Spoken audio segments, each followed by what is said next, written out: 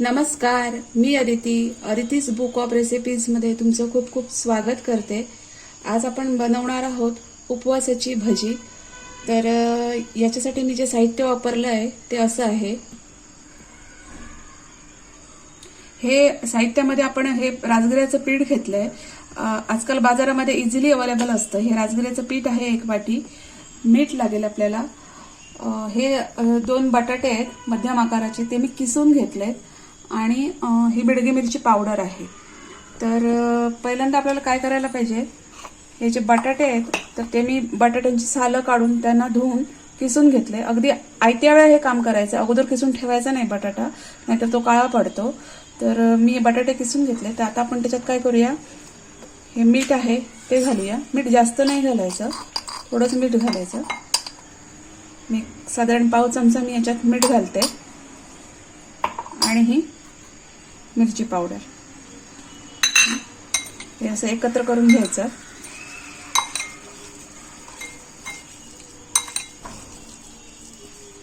आणि याच्यामध्ये हे राजगिऱ्याचं पीठ घालायचं।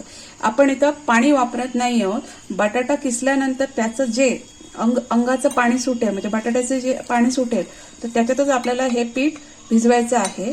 तर मी याच्यात हे पीठ घालून हे मी आता एकत्र करून घेते। हे बघा, मी आता हे मिश्रण व्यवस्थित एकत्र करून घेतलेलं आहे।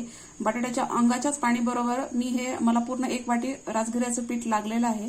माझं मिश्रण असं मस्तपैकी तयार झालेलं आहे। तर आता आपण याची भजी करायला घेऊया। कढईमध्ये मी तेल घेतलेलं आहे। तेल आता तापलेलं आहे। गॅस मंद ठेवायचा। पहिलं तेल व्यवस्थित तापून घ्यायचं, नंतर गॅस मंद ठेवायचा आणि नंतर ही भजी आहे ती तेलामध्ये सोडायची।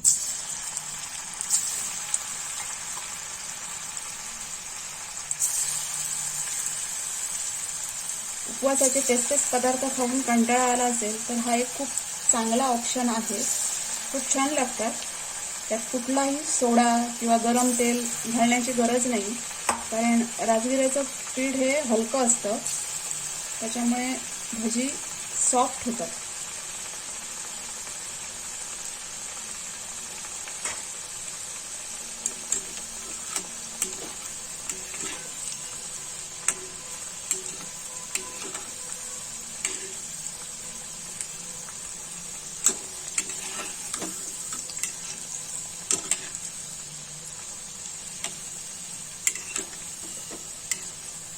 मंद आचेवर ही अशी दोन्ही बाजूने भाजून घ्यायचे। लगेच भाजून होतात, जास्त वेळ लागत नाही यांना,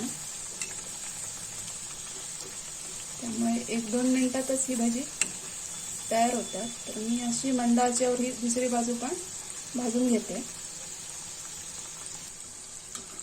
चला, आता आपली दोन्ही बाजूने भजी व्यवस्थित भाजून झाली आहे, ती बघा मस्त अशी। तर मी आता ही काढून घेते आणि माझी बाकीची जी भजी आहे ती अशीच बनवते आणि तुम्हाला दाखवते।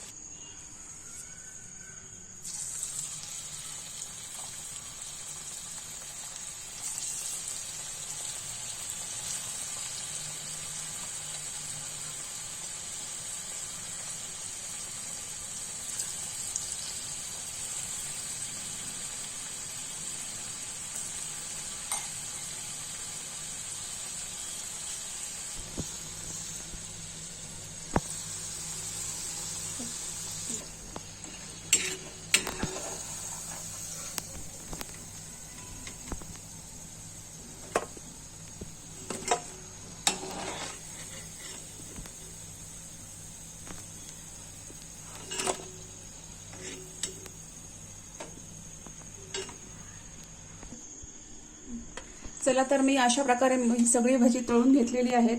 सेम अगदी कांद्याच्या भजीसारखी दिसतात, कोणाला वाटणार पण नाही की ही उपवासाची भजी आहे। मी स्वतः रेसिपी शोधून काढलेली आहे। तर तुम्ही नक्की ट्राय करून बघा, खूप छान लागतात आणि फार कमी तेल लागतं, जास्त तेल वगैरे पण ओढत नाही।